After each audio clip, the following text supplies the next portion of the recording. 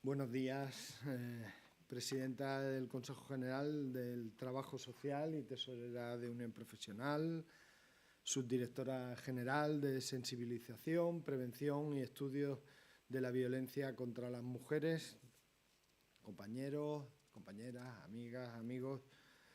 Buenos días a todos y bienvenidos a este acto de presentación de la segunda edición del programa formativo en prevención y erradicación de la violencia contra las mujeres que lidera Unión Profesional en colaboración con la Delegación del Gobierno contra la Violencia de Género.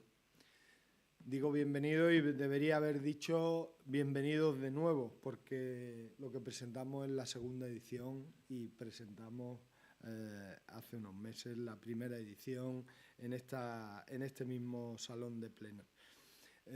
Antes de intervenir la mesa, vamos a escuchar una intervención que nos ha dejado grabada el presidente de Unión Profesional, Tomás Cobo.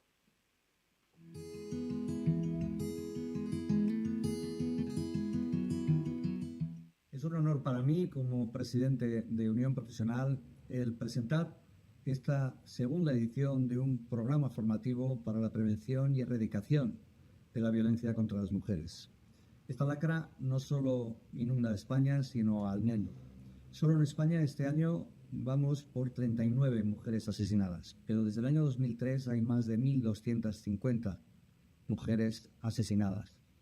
Y la cantidad de huérfanos que genera esta violencia asciende este año ya a 29, pero son más de 500 desde el año 2013. Todo lo que hagamos, todos los programas formativos serán aún poco para lo que tenemos que hacer y empujar desde nuestra sociedad, y en concreto desde Unión Profesional. Acciones coordinadas que promuevan esto, precisamente, que hacemos en este curso, a prevención y erradicación de esta lacra. Unión Profesional estará siempre presente de la mano de todos aquellos agentes que luchen activamente y de manera eficiente, como digo, contra esta lacra. Siento de verdad no poder estar ahí con vosotros hoy en el día de inauguración, pero contar con mi máxima colaboración en lo institucional y desde luego en lo personal si fuera preciso. Un saludo. Bueno, antes de nada quiero agradecer la presencia de Emiliana Vicente, presidenta del Consejo General de Trabajo Social y tesorera de Unión Profesional, y de Celia Santos, subdirectora general de Sensibilización, Prevención y Estudios de la Violencia contra las Mujeres de la Delegación del Gobierno contra la Violencia de Género.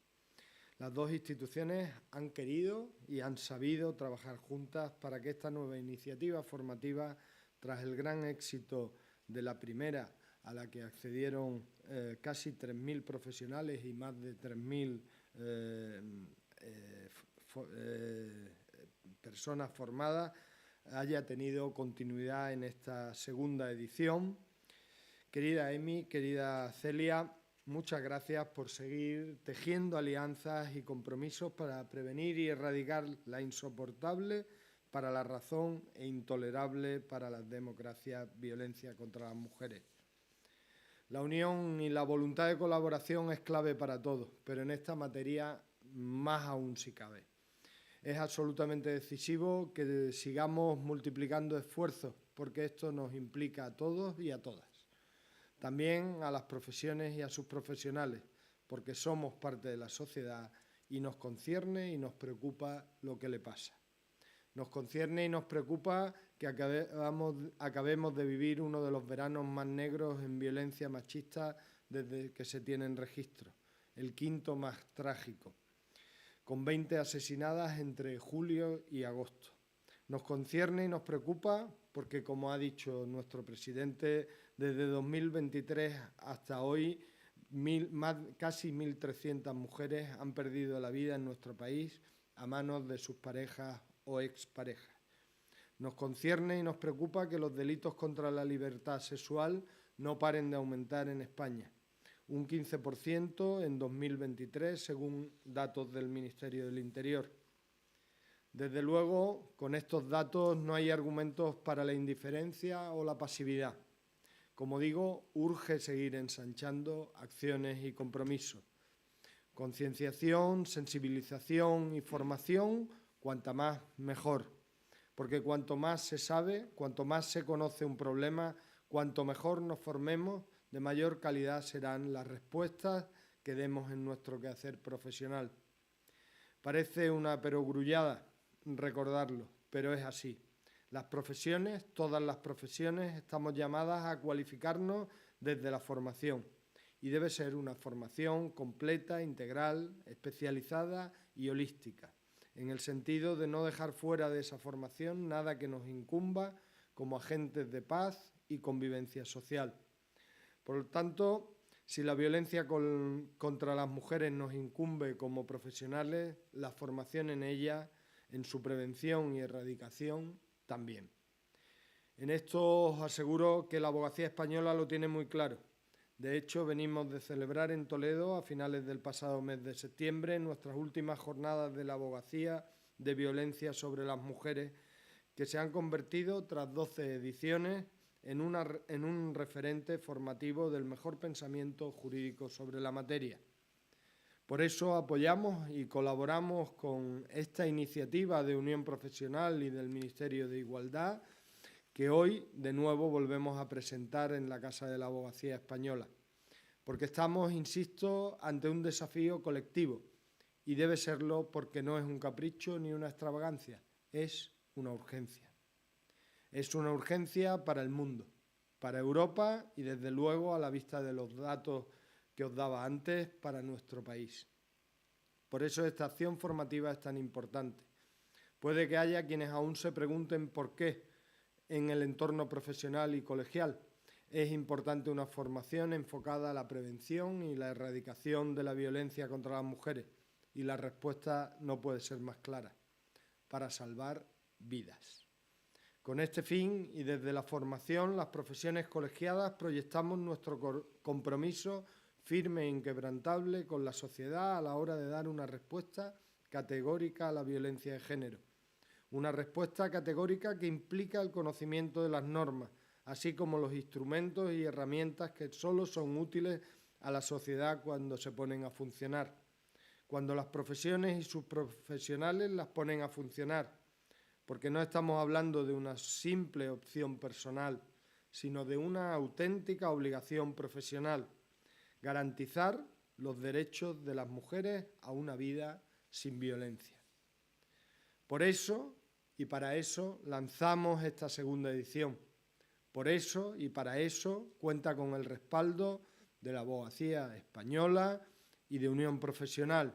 Y por eso, porque además es justo hacerlo, quiero agradecer desde aquí a quienes la van a hacer posible: a los colegios, los consejos, a los y a las profesionales que se han interesado por ella, ya en número superior a los 600 en los pocos días desde que se ha lanzado esta acción formativa, y con ella vamos a formar en sus cursos itinerarios y, por supuesto, también a las expertas y profesoras que han pilotado su diseño.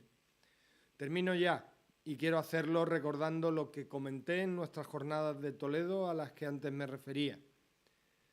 Para una democracia, para cualquier Estado de Derecho que sufre, como estamos sufriendo, el drama de la violencia sobre las mujeres, nada debería preocupar tanto como las víctimas y el refuerzo de sus mecanismos jurídicos de defensa. Que se sientan protegidas por el sistema, que se sientan arropadas por sus leyes y por su justicia, que la falta de recursos nunca sea un obstáculo y que tengan siempre a su alcance las mayores garantías para su seguridad física y jurídica. Una de esas garantías, sin duda, es contar con profesionales formados y cualificados para ello. Y con este propósito se vuelve a poner a su disposición esta herramienta formativa que, estoy seguro, servirá para impulsar lo que tanto deseamos y lo que el Estado de Derecho está obligado a garantizar: sociedades realmente igualitarias y, sobre todo, más seguras para las mujeres. Muchas gracias.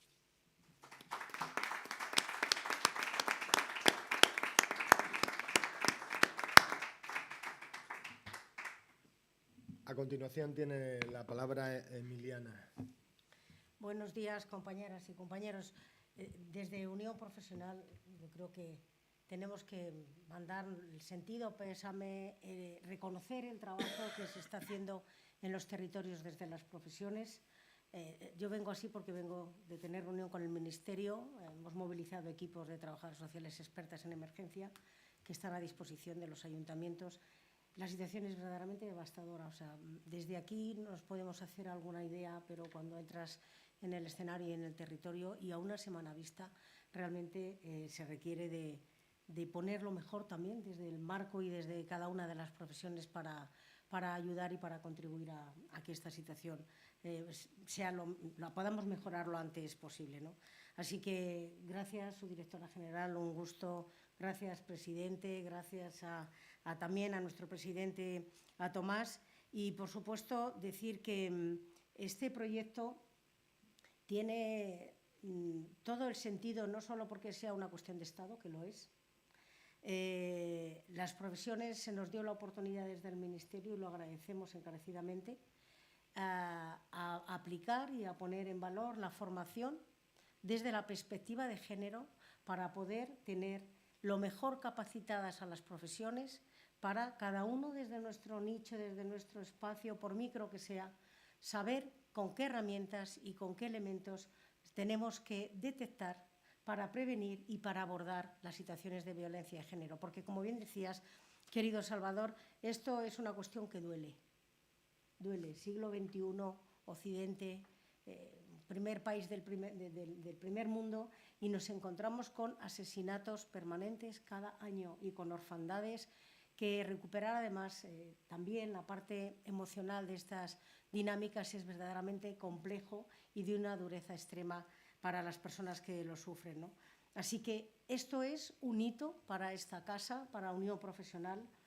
Esto es un hito que nace en el 2022, en aquel momento en una reunión entre Victoria Rosell, entonces delegada del Gobierno contra la Violencia, y Victoria Ortega, presidenta de Unión Profesional, y decir que realmente es satisfactorio saber que Unión Profesional entiende que este es un elemento vertebral dentro de lo que es el operativo y la formación y la capacitación para todas las profesiones, ¿no? Y, por tanto, tenemos el apoyo claramente de Tomás, y este proyecto en particular, que lo hemos llevado al operativo desde el Consejo General de la Abogacía y Trabajo Social, pues es de reconocer y de agradecer que haya tenido estos resultados, porque, os decía, empezamos en el 22, en esa primera reunión, en el marco de una sesión con el Convenio de Estambul.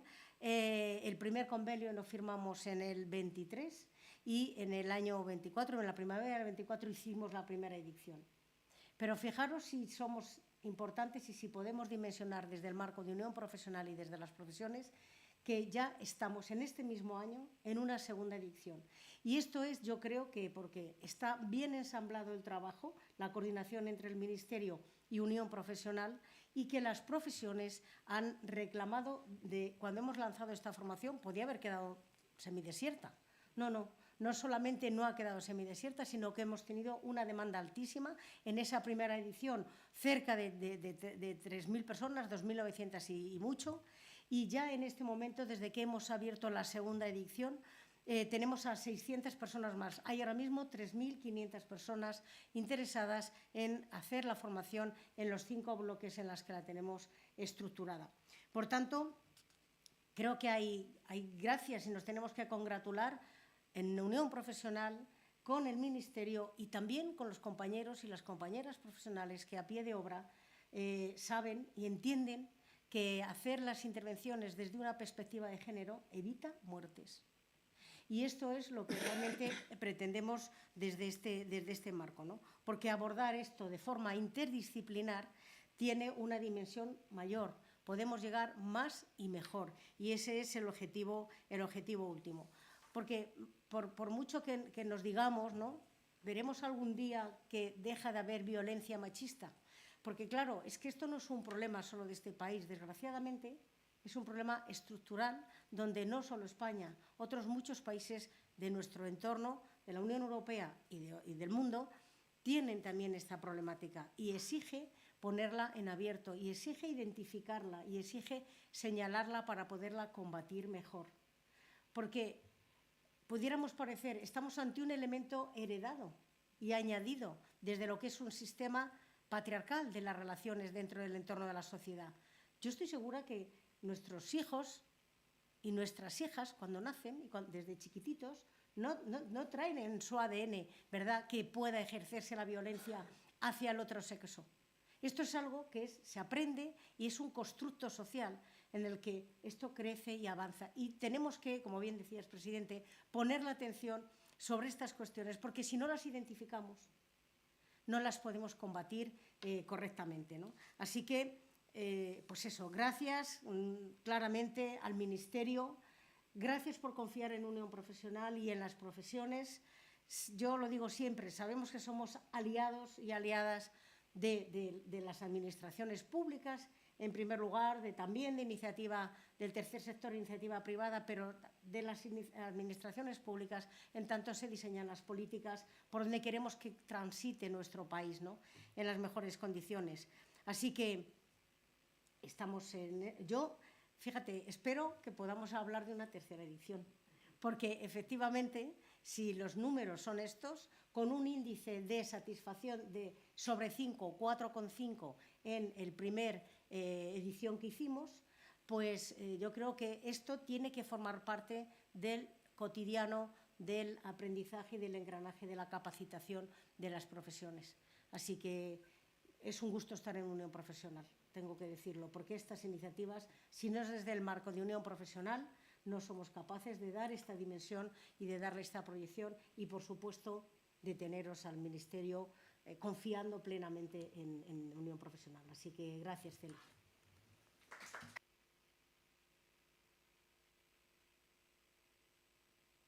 Tiene la palabra Celia.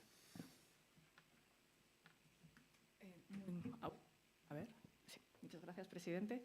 Pues buenos días a todas y a todos. Lo primero que querríamos hacer es excusar a la delegada del Gobierno contra la violencia de género, Carmen Martínez Perza, que no ha podido asistir porque está, debido a las circunstancias, a tope con los temas que ya conocemos. Así que, bueno, desde la delegación, obviamente, estamos muy contentos de poder participar en la presentación institucional de esta segunda edición del programa de formación en prevención y erradicación de la violencia contra las mujeres. Además, bueno, esta formación, como ya se ha mencionado anteriormente, es fruto de un convenio entre la delegación del Gobierno contra la violencia de género, del Ministerio de Igualdad y Unión Profesional, y ha sido gracias al éxito y a la buenísima acogida que ha tenido la primera sesión que hemos renovado el convenio. Así que lo primero que queremos hacer es dar las gracias a Unión Profesional por no solo organizar esta jornada de presentación de esta segunda edición, sino también por el desarrollo, la completa y amplia oferta formativa que hoy se presenta y así como, bueno, pues su implicación contra la lucha de la violencia contra las mujeres. Además, bueno, a las personas asistentes, muchísimas gracias por asistir al acto y por el interés en esta lucha. Y, por último, y por supuesto, a todos los y las profesionales, los casi 3.000 que ya se han mencionado anteriormente, que completaron la primera edición y que han participado activamente en la formación, en esta formación que es especialmente para la sensibilización y para la prevención. Porque, como ya se ha dicho también anteriormente, la violencia contra las mujeres es una violencia de tipo estructural que manifiesta una desigualdad entre hombres y mujeres y constituye, además, una grave violación de los derechos humanos. Esto no solo ocurre a nivel mundial, la Organización Mundial de la Salud ya considera que es un grave problema de salud pública y, además de todos los datos que ya se han mencionado, desde la delegación, en particular desde la Subdirección de Sensibilización, Prevención y Estudios, hacemos muchísimos estudios, así que podemos añadir otra serie de datos a los ya ofrecidos, como es el de la macroencuesta de violencia de género contra la mujer del 2019, en la cual quedó de manifiesto que 1 de cada 2 mujeres sufre violencia en España por ser mujer.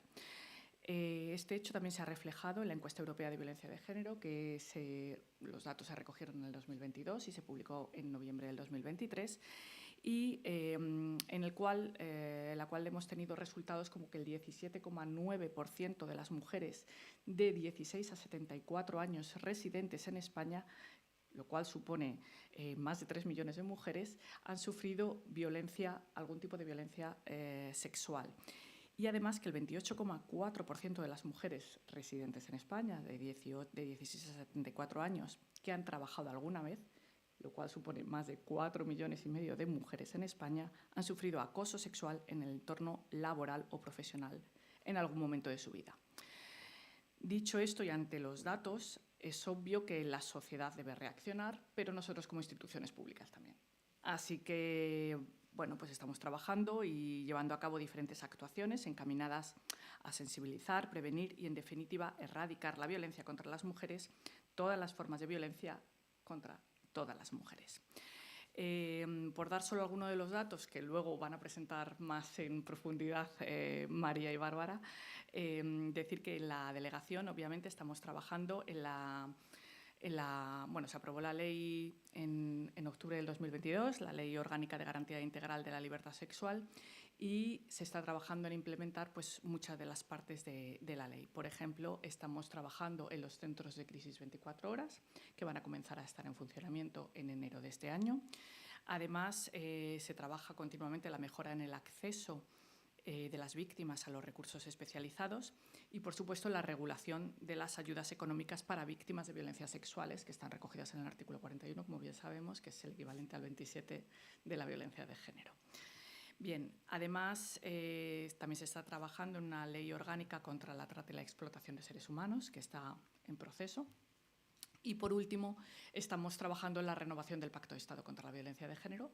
El primer Pacto de Estado fue de 2015-2022 y se está trabajando en una renovación que amplíe pues, todos los tipos de violencia que han surgido desde entonces y que se han nombrado desde entonces, que probablemente ya existían, como la violencia vicaria, como la violencia digital, etc. Este año, además, es un año clave y simbólico, puesto que ahora en diciembre hacemos 20 años de la aprobación de la Ley Integral contra la Violencia de Género y 10 años desde que España entró en el Convenio de Estambul, ratificó el Convenio de Estambul. Además, en el ámbito de la prevención, que es un pilar fundamental en la eliminación de la violencia contra las mujeres, desde la delegación siempre intentamos promover tareas de formación y de capacitación, en especial a los y las profesionales de distintos sectores, porque en el marco de la normativa estatal e internacional vigente, la especialización de los profesionales es un asunto prioritario, que requiere además de actuación urgente, la prevención y detección de todas las formas de violencia contra las mujeres y además en garantizar una adecuada atención integral y protección a las víctimas y supervivientes, reduciendo con ello su revictimización.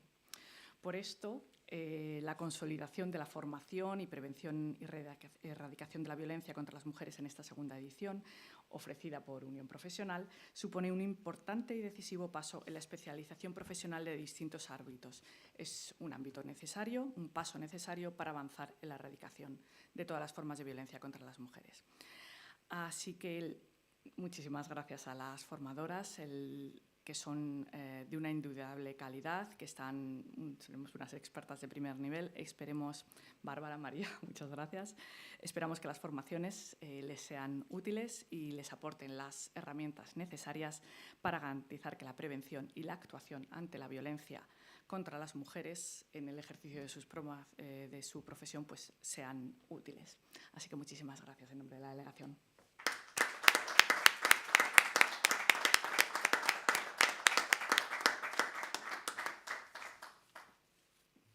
Bueno, pues vamos a ello, ¿no?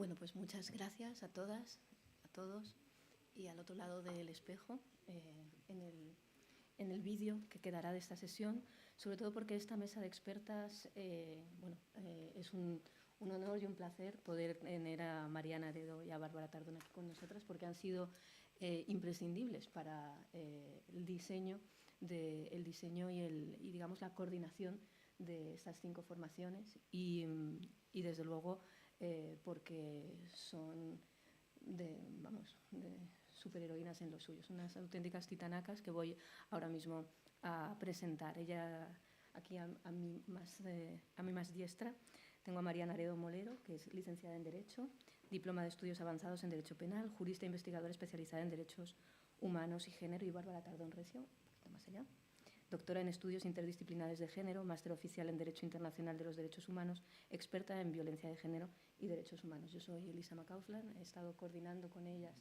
en el seno de UPE la formación, la que estamos además ahora muy contentas de poder tener esta segunda edición, gracias también desde luego a la confianza y el apoyo de la Delegación del Gobierno contra la Violencia de Género, y porque además hablar con ellas de todo lo que tiene que ver con un tema tan delicado, pero a la vez que hay que abordar desde la pedagogía y desde una coordinación de distintas disciplinas, que su perspectiva es desde luego privilegiada, y de haberlas tenido con nosotras en Unión Profesional ha sido desde un auténtico privilegio, y desde aquí también se lo agradecemos a los colegas y compañeras, que algunas de ellas están aquí presentes, porque hicieron esa intercesión que ha hecho posible este encuentro. Y por eso sí, siempre me gusta preguntaros por los cambios que han traído las nuevas normativas, las últimas normativas en torno a la prevención de la violencia de género, y sobre todo porque estábamos hablando de lo importante que es la didáctica, ¿no? Podríamos hablar, la divulgación de todo lo que supone esos cambios normativos, que tienen que ver desde luego con una filosofía, y una filosofía holística además, que liga a todo el ecosistema profesional, que es algo además que hemos intentado que quedara lo más nítido posible en las 5 formaciones, y que además entendemos que se ha creado un ambiente también de trabajo y de cómo han trabajado también todas las expertas y profesoras, que además están desde luego encantadas, incluso preguntando si vamos a tener oportunidad de volver a plantear una nueva experiencia en ese sentido, ¿no? Entonces, esta sería un poco la primera pregunta, ¿no? ¿Qué novedades debe saber la sociedad, y también, desde luego, la comunidad profesional, que traen esas últimas normativas en relación con la prevención y erradicación de la violencia contra las mujeres, que vosotros consideráis que es clave, que son claves, y además que son cambios también de paradigma, y que deberían ser, por así decirlo, deberían ser lengua vulgar, ¿no?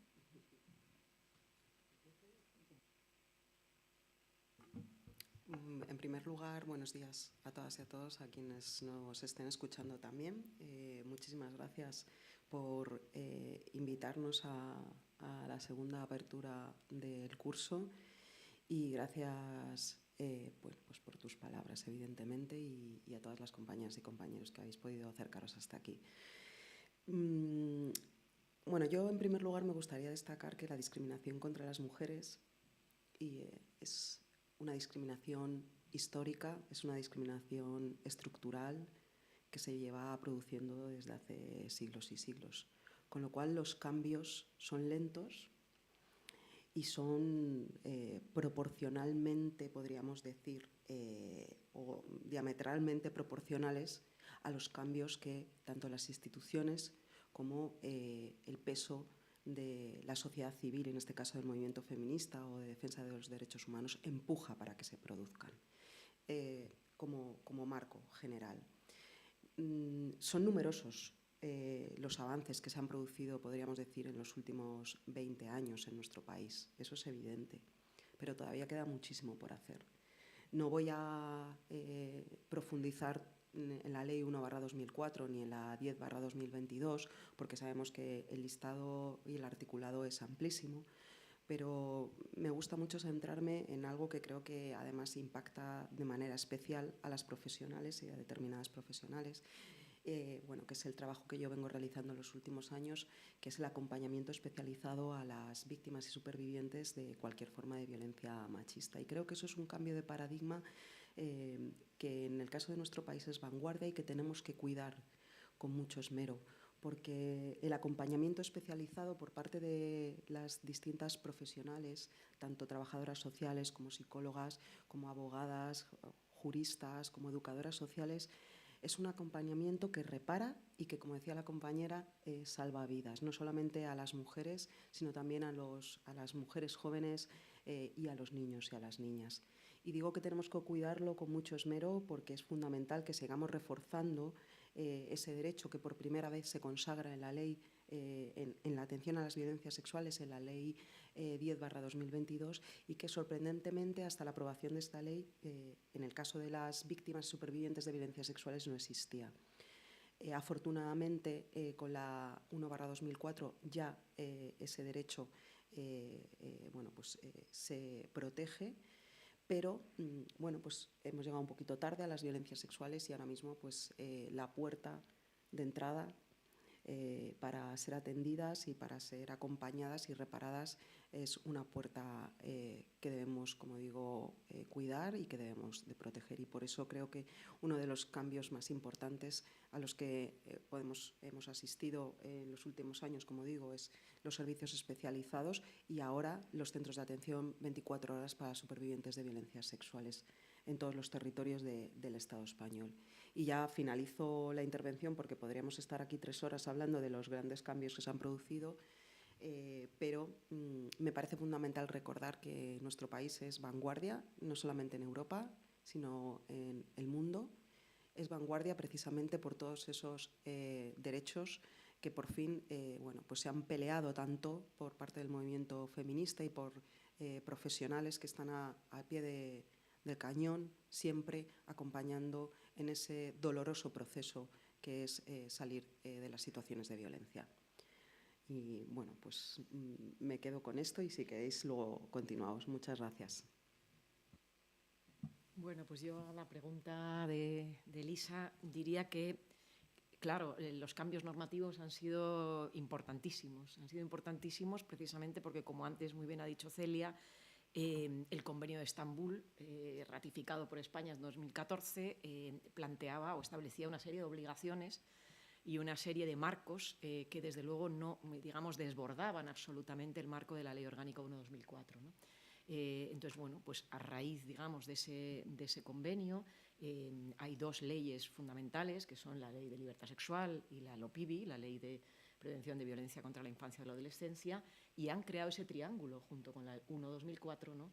Un triángulo absolutamente protector en el sentido de, por un lado, consolidar la definición de las violencias machistas como violación de derechos humanos, como vulneración de derechos humanos, y eso tiene un alcance importante en términos de obligaciones. Y esas obligaciones, precisamente, han traído... Yo me acuerdo cuando estábamos en el Ministerio, hace unos años, pues planteábamos, ¿no?, cómo la Ley de Libertad Sexual, junto con la LOPIVI, y efectivamente el aterrizaje o el cable a tierra que supusieron o que han supuesto estas leyes respecto al Convenio de Estambul, cuál era, ¿no?, digamos, el marco nuevo. Y el marco nuevo es el de todas las violencias, ese continuum de violencias machistas que además nombra muy bien el Convenio de Estambul y que luego se incorporan nuevas, como bien también se ha dicho, la vicaria, la digital, las violencias incluso institucionales. Hay toda una serie de violencias, ¿no?, que, digamos, tienen que abordarse como un continuum y tienen que abordarse todas ellas, a diferencia de lo que sucedía antes de la Ley de Libertad Sexual, de un modo contextualizado, interdisciplinar y especializado. Y esto es clave, y este curso es clave en ese abordaje, ¿no? Pero, por otro lado, no solamente hay que abordar todas las violencias, sino todas las víctimas. Hay que garantizar que todas las víctimas que enfrentan esas violencias estén igualmente, digamos, acogidas, reparadas, y ahí están víctimas clave que no salían en la foto hasta hace bien poco, como son los niños y las niñas expuestas a la violencia machista, como son, por ejemplo, también otras mujeres, las mujeres migrantes en situación irregular, las mujeres que están en determinadas situaciones, ¿no? con esa interseccionalidad en términos de discriminación. Por otro lado, también, cuando hablamos de todas las violencias, todas las víctimas, hablamos de todas las obligaciones. Y esto también tiene que ver con qué profesiones salían en la foto y qué profesiones estaban, digamos, al margen. Esto a mí no me toca. No, ahora ya están, digamos, todas con un rol protagónico y esas digamos, obligaciones desde la prevención, detección, atención integral, protección, justicia y reparación. Y esto hace que esos eslabones de la cadena tengan un rol protagónico en cada caso, ¿no? Y cómo luego también hay que coordinarse entre unos y otros, ¿no? Y por último, todas las administraciones, y esto también compete a algo importantísimo, que es esa coordinación interinstitucional, que o se da de una manera engrasada y de una manera, digamos, honesta y con todos los medios al alcance, o realmente es difícil abordar esto. Porque creo que, y ahí luego si eso me dedicaré también un poco, ahora mismo, claro, tenemos un marco avanzado normativamente, pero a mi juicio ahora mismo uno de los hándicaps o uno de los retos está en la implementación exhaustiva de esas leyes. Entonces, y aquí, por supuesto, esa coordinación interinstitucional y, por supuesto, también horizontal entre las profesiones es esencial. Tú además, María, insistías mucho en ambas, en las formaciones, especialmente en la transversal dedicada a la sensibilización y prevención, en cómo todas deben saber qué hacen las otras, todas las profesiones deben saber qué hacen las otras para que esa cadena funcione, más que nada porque volvemos a lo que se está reiterando en esta presentación. Estamos hablando de riesgo de vidas y eso es algo muy importante porque estamos hablando también de esa responsabilidad que es una obligación también profesional. Sí. No, completamente. Bueno, un poco por contestar a tu pregunta, efectivamente, yo creo que las puertas de entrada, que al final las profesiones no dejan de ser puertas de entrada, digamos, más directas o más indirectas, más directas, como puede ser, no sé, pues un abogado del turno de oficio que asiste en una comisaría, una mujer que ha ido a denunciar, o más indirectas, como puede ser una médica o una enfermera en un centro de salud que detecta a una víctima que no verbaliza la violencia, o una trabajadora social, ¿no? Por supuesto, todo esto, en el fondo, claro, son, digamos, actuaciones que, por un lado, tienen que ser especializadas y tienen que saber no solamente que estoy obligada a hacer esta actuación, o sea, estoy obligada a actuar, sino que sé cómo actuar. Pero en el actuar no está solo mi actuación como compartimento estanco. Está también, efectivamente, conocer alrededor, conocer los eslabones de la cadena con los que me tengo que coordinar, porque hay algo esencial también en la actuación profesional, que son las derivaciones. Una derivación no fiable, no bien hecha, puede acabar con el itinerario de una víctima. Entonces, creo que es clave precisamente eso que comentas, que no solo yo tengo que, primero, saber que tengo obligación, esto no es una opción, es una obligación. Segundo, tengo que conocer de manera exhaustiva y de manera profunda, ¿no?, cómo actuar. Que eso también implica no solamente el qué hacer, sino el cómo hacerlo. E implica lo que hablábamos también, yo siempre digo que hay obligaciones, digamos, de actuación, pero luego, ¿no?, las obligaciones de itinerario que le llamamos, pero luego hay obligaciones de enfoque. Tenemos que compartir enfoques. Si cada uno tenemos un enfoque distinto, si nos creemos que el enfoque de género es un capricho, si nos creemos que, bueno, que es que está... No, ese enfoque, ese compartir enfoques es esencial, porque si no, no se engrasa la cadena y al final las víctimas acaban siendo revictimizadas.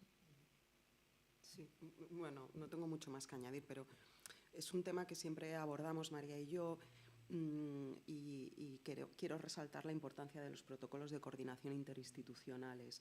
debemos de hablar un lenguaje común entre todas las profesiones, porque estamos hablando de la protección y la garantía de derechos humanos y estamos hablando de gravísimas vulneraciones de derechos humanos. No puede ser que una persona o una jurista hable un idioma y no conozca el idioma de la otra profesión con quien se va a coordinar. Es fundamental en ese sentido. El lenguaje común, insisto. Y más allá de eso, quería también compartir con todas vosotros, con todas y con todos vosotros, bueno, una reflexión que hace una amiga mía que es trabajadora social sobre la importancia también de formarnos para ser las mejores y los mejores.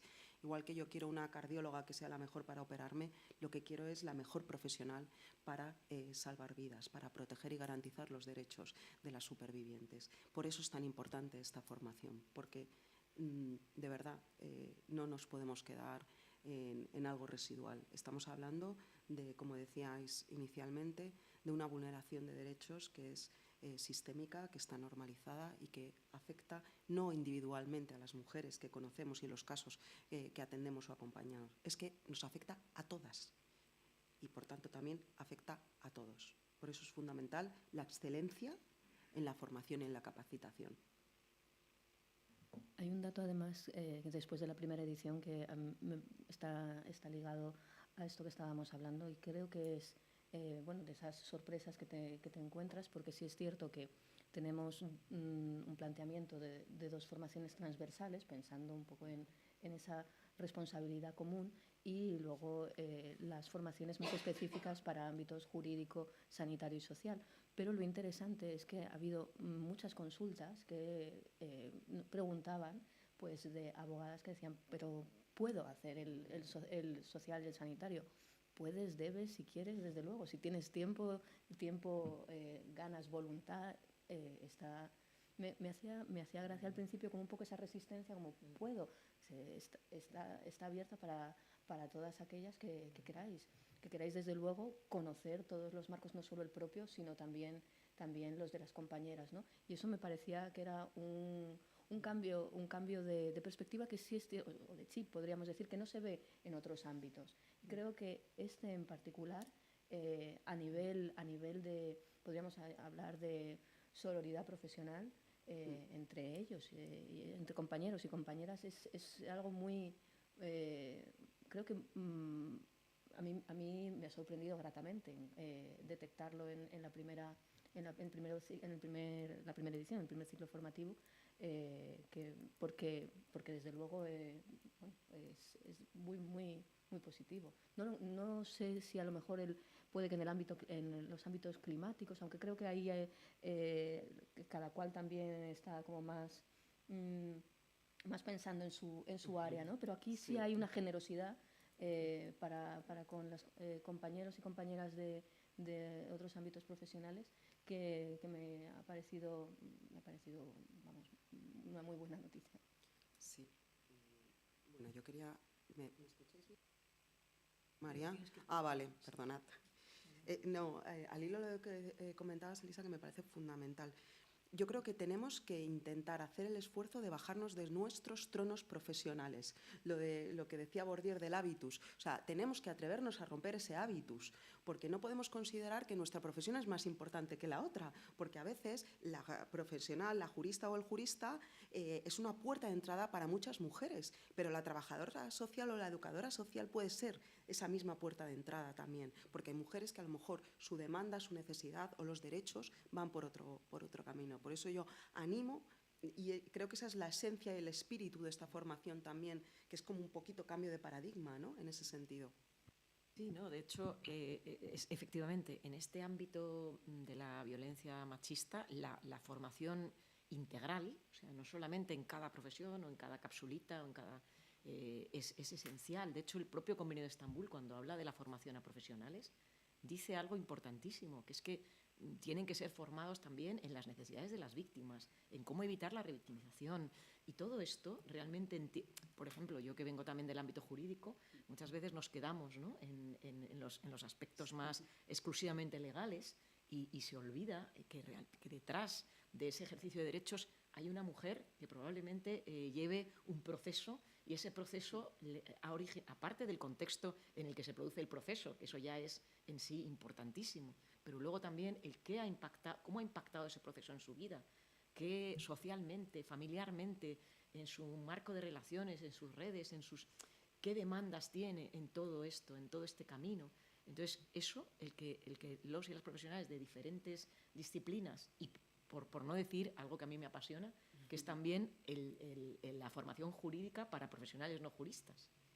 Es decir, trabajadoras sociales, psicólogas, educadoras, que desde luego el derecho para ellas, o sea, los derechos de las víctimas, son una manera también importantísima de acompañar desde otro lugar a las víctimas, entendiendo eso, ¿no? Es que, de hecho, en esta reflexión, es que me parece apasionante, por eso lo comparto. Yo no concibo, por ejemplo, que un magistrado o una magistrada que tiene casos de violencia sexual no sepa lo que es la inmovilidad tónica, por ejemplo. O sea, y yo me acuerdo en una formación con magistrados, les dije, es que necesitáis incorporar el enfoque clínico para comprender también cuál es la situación en la que se encuentran las mujeres cuando entran en esos juzgados, por ejemplo. Y me puedo referir a otras profesiones. Por eso es apasionante que entre profesiones hablemos, ¿eh?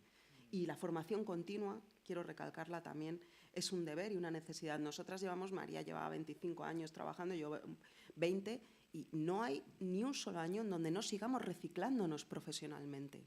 Es fundamental. En ese sentido también la pregunta un poco delicada es las resistencias que os habéis encontrado, porque bueno, me gustaría algunas que consideráis que son especialmente a batir, y sobre todo qué propuestas se pueden hacer también a partir más que nada porque esas resistencias, volvemos a lo que estábamos comentando, son letales. Entonces, por eso también preguntaba también al principio que sí tiene que ver con lo profesional, pero también con lo cultural, a fin de cuentas, ¿no? Y esto es un poco lo que era como la pregunta delicada, pero es interesante porque si no las abordamos, no, o sea, sabéis sobre todo además dónde están esas problemáticas y bueno, las estrategias comunes de cómo poder ir más allá de ellas. Bueno, yo creo que precisamente tú has hablado de lo cultural. A mí me parece que es importante enmarcar las resistencias como en 3 planos, pero que son 3 planos que están conectadísimos completamente, que uno no se entiende sin el otro. Bueno, por mucho que creo que tanto el marco normativo como las conversaciones sociales que han dado lugar a ese marco, o sea, que el propio marco normativo o los MeToos, o sea, es decir, ha habido unos avances sociales impresionantes respecto a digamos, los pautas o paradigmas culturales respecto a las violencias machistas en este país. Pero a la vez ha habido también una reacción potente, muy potente, precisamente una reacción machista y que en el fondo lo que quiere es que el statu quo no se mueva, ¿no? Y el patriarcado siga pues intacto. Pero, claro, es cierto que seguimos en lo cultural, por mucho que hemos avanzado, yo digo, seguimos con una normalización y una, digamos, entre comillas, banalización de gran parte de las violencias machistas, digamos, a excepción de las más graves o de las más severas, y eso todavía, claro, afecta al segundo plano, que es, por ejemplo, la cuestión del desarrollo normativo. Es decir, nadie sale a la calle porque toda la parte de justicia, de especialización en justicia de la ley de libertad sexual siga sin implementar.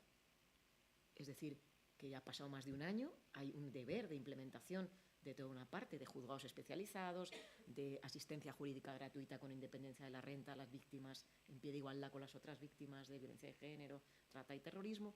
Nadie, o sea, es decir, la sociedad pues sale a la calle por otras cosas. Y muy bien, pero en esto seguimos, o sea, como que el impulso a la implementación de las normas pues no es tal porque realmente, bueno, pues no es una problemática que socialmente, ¿no?, haya calado, ¿no?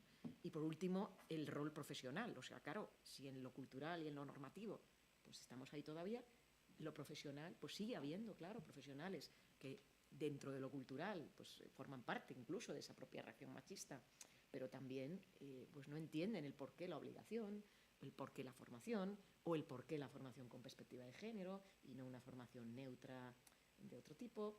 Y bueno, pues yo creo que esto es importante, ¿no? Y el enfoque compartido, volvemos a decir, es aquí clave. Entonces, yo creo que todas esas resistencias es preciso desde cada lugar, ¿no? Pues impulsarlas, ¿no? Impulsar, bueno, para que esas barreras pues se vayan derribando, ¿no? Yo en cuanto a las resistencias creo que ha habido un avance muy importante bueno, yo me acuerdo hace 20 años cuando empezamos a dar formación, es que casi tenías que ir con una coraza a las formaciones porque ibas muerta de miedo, porque sabías que todo el mundo se iba a rebelar, todo el mundo. Luego ha ido evolucionando para bien, en ese sentido yo lo rescato muy positivamente. Ha ido evolucionando, incluso consensos que antes no tenías, te tenías que trabajar la formación desde otros lugares, desde otros marcos, ya es como que existen culturalmente. Luego, es verdad que ha habido un pequeño retroceso porque hay bueno, pues por lo que todas y todos sabemos, de una negación y unas resistencias a hablar de las violencias contra las mujeres y a negarlas, que, bueno, pues que es bastante peligrosa y socialmente. Y luego yo creo que hay una cosa que no podemos obviar. O sea, nuestra sociedad todavía no está preparada para asimilar la magnitud de las violencias que se ejercen contra las mujeres, contra los niños y las niñas. Y como todavía no estamos socialmente preparados, porque si abrimos la caja de Pandora nos vamos a encontrar con un nivel de violencia a veces incapacitante, creo que el proceso es más lento de lo que deseamos y en ese sentido puedo entender a veces incluso las reticencias, pero evidentemente lo que no podemos permitir es que profesiones cuya obligación ética y moral es acompañar a las víctimas, bueno, pues no estén a la altura. Por eso yo siempre digo, mira, yo no puedo, yo como profesional, incluso como profesional en el marco de la violencia contra las mujeres, hay áreas en donde yo no me siento a gusto trabajando porque yo sé que no lo voy a hacer bien. No pasa nada, te retiras. Y si no te gusta trabajar en esto, te retiras. Pero deja mucha gente que trabaja de maravilla. Y lo que estamos viendo, yo creo que otro de los síntomas es toda la gente que se ha apuntado a este curso, la necesidad formativa que hay. Y eso no es una resistencia, eso es un avance. En ese sentido, además de los avances, de los cambios esenciales en el día a día, en el quehacer profesional, sí hay conceptos novedosos, como que además se abordan en esta formación, como el daño social, la reparación. Creo que son, además, son conceptos y que vienen además de un estudio y una perspectiva que luego ocurre como con la propia perspectiva de género feminista, ¿no? Que tiene toda un trabajo, filosofía y desde luego desarrollo académico que a veces hay que incluso que discutir o tener que probar, ¿no? Pero lo que me interesa también en ese sentido, ya no tanto de las resistencias como de esos cambios esenciales que además, si lo piensas bien, son lógicos y casi cabría preguntarse por qué no se había adoptado esta perspectiva antes.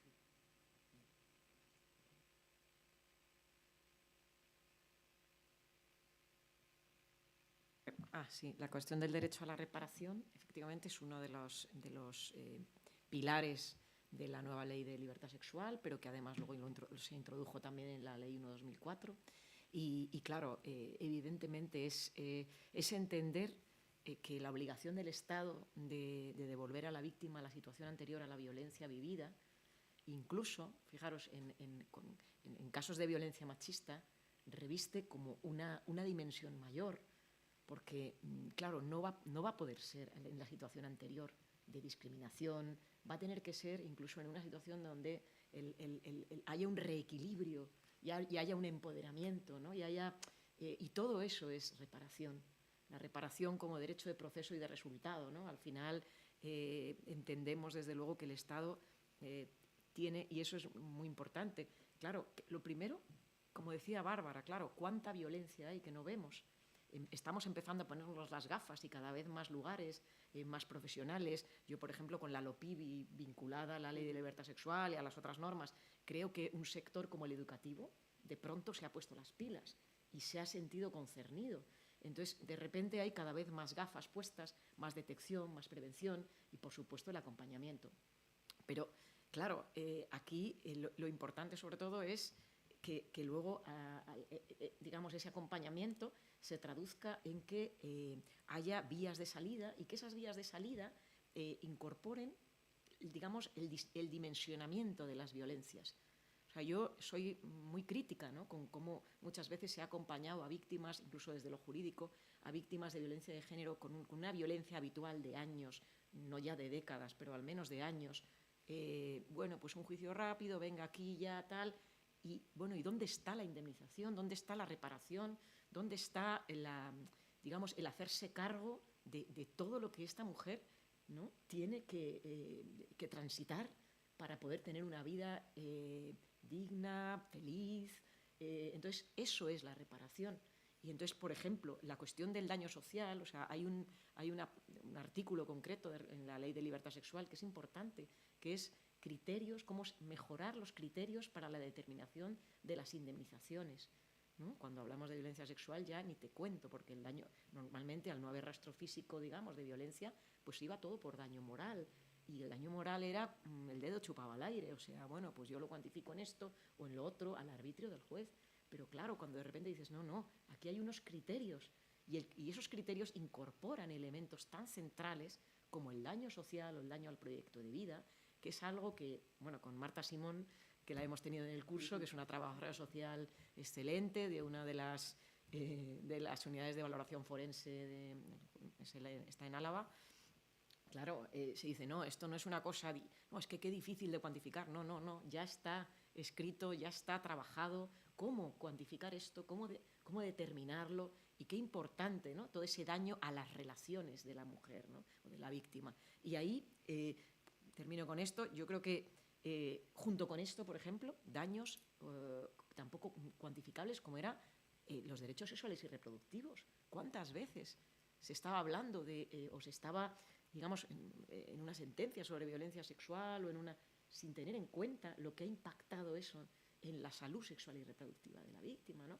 Entonces, el que de repente todo esto aflore es muy importante, porque implica que como Estado nos estamos tomando en serio realmente todas las garantías de los derechos de las víctimas, incluida, bueno, pues el último eslabón de esas obligaciones, que es la reparación y las garantías de no repetición.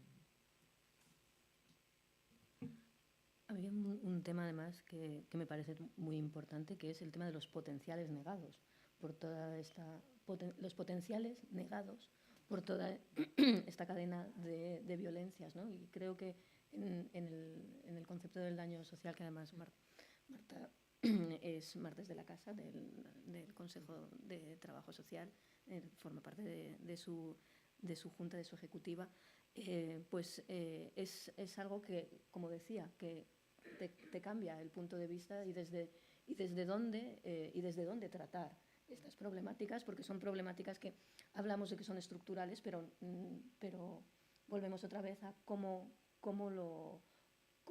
tocas hueso con determinados conceptos, como que ya pueden convertirse incluso en lugares comunes que no terminan, o sea, que se terminan, digamos, que su potencial como herramienta se termina anulando, ¿no? Y este tipo de digamos, de desarrollos logran que también creen un ejemplo, un imaginario, y que permite también traducir la importancia de todo esto. Volvemos otra vez al ámbito cultural, ¿no? Quiero decir que es más fácil de ver y de argumentar frente a otros conceptos que se pueden llegar, pues, bueno, a estereotipar o banalizar, y por lo tanto, pues, ahí volvemos a caminos que se frenan, ¿no? Y el hecho también de que se ha dicho hoy también si no se nombra, no existe. Y hay toda una serie de violencias que se han empezado a nombrar, ya no solo la vicaria, la digital, sino también, curiosamente, y sé que la presidenta Emiliana Vicente querría también comentar sobre esta cuestión, porque es todo lo que tiene que ver con la violencia económica. Entonces, es algo que claro, estamos abriendo melones, por así decirlo, que tienen mucho también que trabajar y que formar. Violencia económica, violencia institucional, la violencia política que disciplina a todas las mujeres que se atreven a estar en primera línea, tanto activistas como mujeres políticas de cualquier rama, a estar en primera línea defendiendo los derechos de las mujeres. Y yo quiero recordar que el continuum de la violencia es una expresión acuñada por una profesora de la Universidad de Londres, Liz Kelly, que ya en el año 85 hablaba de ese continuo de la violencia y explicaba que las violencias más nimias o las que nos creemos que son más insignificantes existen también porque existe un continuum entre todas las violencias. Avanzar en ese marco es fundamental para combatir todas las violencias. No podemos centrarnos en una única violencia. Y en ese sentido creo que hay un marco que es el que se ha avanzado en los últimos años, que es inapelable, que es el marco de derechos humanos, que en comunicación con el enfoque o el marco de género o el marco feminista hacen el tándem perfecto para incorporar todos estos, todos estos nuevos avances o nuevos marcos que están en nuestras políticas públicas y en nuestras leyes. Sí, no, yo solamente por complementar lo que dice Bárbara, ¿no? Creo que efectivamente la violencia económica, o sea, son estas violencias, ¿no? de las capas más bajas de la visibilidad, ¿no? de la violencia, el impago de pensiones como violencia económica, y hay jurisprudencia del Tribunal Supremo en este sentido, la importancia también de visibilizar a los hijos y las hijas como víctimas directas de las violencias machistas. Yo creo que eso es esencial. Este paso lo dio fundamentalmente el Convenio de Estambul, pero luego se fue traduciendo en nuestra normativa interna, en las leyes de 2015 de infancia y adolescencia, en la LOPIBI, y es algo esencial porque antes de este marco normativo los niños y las niñas no salían en la foto, es decir, había una presunción de no impacto de la violencia machista en ellos y ellas, y ahora ya existe la presunción de impacto, ya está en la norma, y ahora es, bueno, ¿con qué alcance? ¿Con qué daños? Pero impactar ha impactado, porque están expuestos a la violencia y son víctimas directas de la misma, ¿no?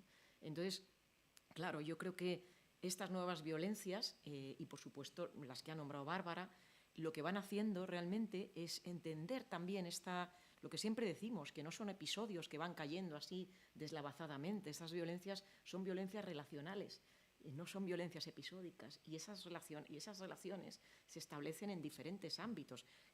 Aquí también en nuestro curso, en esta formación, se habla muy especialmente del acoso sexual en el ámbito laboral. Qué importante también los avances en este sentido, ¿no? Entonces, claro, no estamos hablando, digo, de episodios, sino de relaciones, y en cada relación existen, ¿no? este tipo, digamos, de violencias sistémicas, y aquí lo importante sobre todo es ir nombrándolas, visibilizándolas y abordándolas de manera integral, ¿no? Y ya, si os parece, por ir cerrando y abrimos, si alguna de las compañeras quiere hacer alguna pregunta, ¿qué mejoras propondríais de cara a herramientas ya existentes o algunas incluso que pudiéramos imaginar? ¿Te refieres en el curso? Perdón. Bueno, en el curso me parece también muy buena pregunta, en el sentido de que podríamos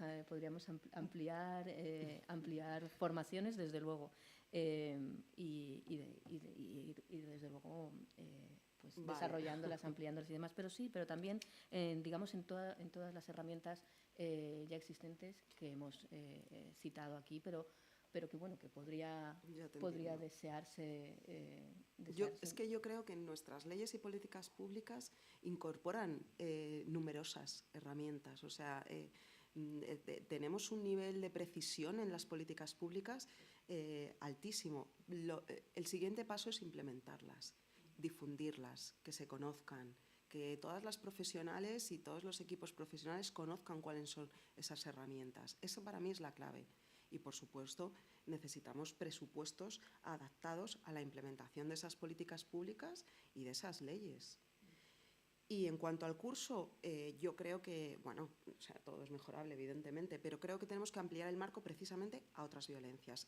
No solamente centrarnos en la violencia en pareja o expareja, sino, ya que hablamos de ese continuum de violencia en el que hemos insistido también en el curso, tenemos que ampliar esa profesionalización pues en relación a las violencias sexuales, con la aplicación también, implementación de la ley orgánica, políticas públicas, pero también, pues, por ejemplo, la violencia económica, el acoso sexual laboral, que es una violencia muy desatendida, y mirad lo que nos estamos encontrando, que de repente se están abriendo importantes grietas que nos están diciendo que, bueno, que es una violencia que hay que abordar, que es urgente y necesaria para todas. Sí, yo creo que efectivamente, vamos, a mí me parece que el marco jurídico es un marco avanzado, muy avanzado, diría que de los más avanzados del mundo, o sea, en términos de por lo que hemos visto, ¿no? de contextualizar, a responder integralmente y especializadamente a todo ese continuum de violencias. Aquí está la clave en implementar los derechos. Y ahora que estamos, Bárbara y yo, haciendo, bueno, pues muchas formaciones sobre las normas y tal, pues claro, ¿y esto? ¿Pero y esto dónde está? ¿Y esto tal? No, bueno, pues esto está por implementar. O esto falta tal. O aquí tiene que llegar, pero... Y ahí está la importancia, por supuesto, de los presupuestos, como ha dicho Bárbara, pero también de esa interacción o esa coordinación entre administraciones. Bueno, ahí yo quiero rescatar, cuando en el marco del Pacto de Estado se aprobó en la pasada legislatura también, en una conferencia sectorial, un instrumento importante, que es el Plan Conjunto Plurianual, con un catálogo de medidas, servicios y toda una serie de cosas para canalizar los fondos, porque también hay quien dice, no, pero si ahora hay más financiación, si ahora con el Pacto de Estado ya... como que sea al menos, bueno, pues las comunidades autónomas tienen ese refuerzo, los municipios, pero lo importante también es dónde destinamos la financiación. Y ahí yo creo que sí que hay que ser escrupulosos y decir, bueno, cada norma, cada artículo de esa norma tiene que ser implementado y dotado, ¿no? Y por supuesto lo que dice Bárbara, y publicitado, o sea, en el sentido de que, bueno, pues por ejemplo las ayudas económicas de la Ley de Libertad Sexual, importantísimo ese desarrollo a través de Real Decreto, importantísimo también que todas las profesionales que están al pie de obra trabajando con las mujeres en información, en derechos, pues que conozcan toda, ¿no? Y eso evidentemente implica a las tres administraciones en cascada. Esto no solamente, por supuesto, la Administración General del Estado, sino que tiene que ir bajando y con un rol protagonista, por supuesto, tanto de las comunidades autónomas, pero también mucho de los municipios que tienen esa competencia, afortunadamente, que en un momento dado no la tuvieron, pero la recuperaron a raíz de las medidas del Pacto de Estado y de los cambios normativos. Y claro, bueno, pues yo creo que todo esto, irlo bajando y ser, en ese sentido, yo diría, muy constantes y, desde luego, tener una potencia, ¿no? Sabiendo que hay cada vez más negacionismo, reacción, bulos y una desinformación muy importante, que eso abarca también a las víctimas y al conocimiento sobre sus derechos, ¿no? A las víctimas muchas veces se les dice, no, pero si están, ¿no? Los bulos, muchos bulos, ¿no? Si esta ley lo que va a hacer es casi todo lo contrario. Y al final yo creo que es muy importante seguir en el marco de los derechos humanos, en esa cancha de juego, y no cejar. Y no solo no cejar, sino invertir cada vez más esfuerzos, más financiación y más coordinación. No sé si tenéis algún comentario, pregunta por aquí, porque sí fue una cosa curiosa también en el diseño de la formación, que a fin de cuentas Unión Profesional paragua a 36 consejos generales, colegios de ámbito estatal, y que bueno, hay un potencial también muy grande para esa coordinación. Para tanto la detección de qué funciona y qué podría funcionar mejor en los distintos ámbitos profesionales, y desde luego para esa coordinación de cara también al diálogo con las distintas administraciones, ¿no? Y recuerdo que vosotras también dijisteis, bueno, pero es que aquí hay aquí hay mucho potencial también de trabajo conjunto y bueno, yo os dejo aquí esta idea porque fue un comentario en el durante, y por cerrar la sesión con qué veis también que se pueda trabajar en ese conjunto de todas las partes, teniendo en cuenta que estamos hablando de una cuestión de Estado y de derechos humanos. Yo diría que las profesiones justamente pueden ser la punta de lanza. O sea, es decir, las profesiones ¿no? aliadas o, digamos, hermanadas, ¿no? en unión profesional, precisamente pueden ser la punta de lanza de esto que decíamos, de no cejar, de decir, bueno, estos marcos jurídicos no solo no tienen que ser, no sé, apartados, derogados, minusvalorados, sino que esa puesta en valor de los marcos normativos, de las obligaciones que consagran y de la importancia de cumplir esas obligaciones. Y luego ya está lo institucional, lo presupuestario, tal, pero la profesión, ¿no? Las profesiones pueden ser esa punta de lanza. Y justamente el ejemplo también de ese abordaje integral, especializado, contextualizado, ¿no? Como que el movimiento se demuestre andando, ¿no? Y yo en ese sentido estoy, la verdad, muy, muy contenta porque efectivamente Unión Profesional al final es que aglutina, ¿no? tantos saberes, o sea, tantas profesiones distintas que desde luego el verlas interactuar y formarse todas juntas y tal, pues realmente eso es un ejemplo y a mi juicio es algo bastante pionero. Sí, no, yo para concluir me parece apasionante. O sea, creo que es como el impacto de llegar a tantas profesiones y que se impliquen, creo que es el reto y bueno, para mí es lo más destacable y les diría que incluso quienes están en el Colegio de Arquitectos y Arquitectas tienen una gran labor que hacer, por ejemplo, en el urbanismo, en la arquitectura con enfoque de género, incluso en cómo tienen que ser esos espacios dignos para las supervivientes de violencia. Bueno, es que todas las profesiones tienen un granito, un gran grano y granito de arena que aportar para combatir la violencia contra las mujeres. Así que animo a todas y a todos los profesionales a que se apunten.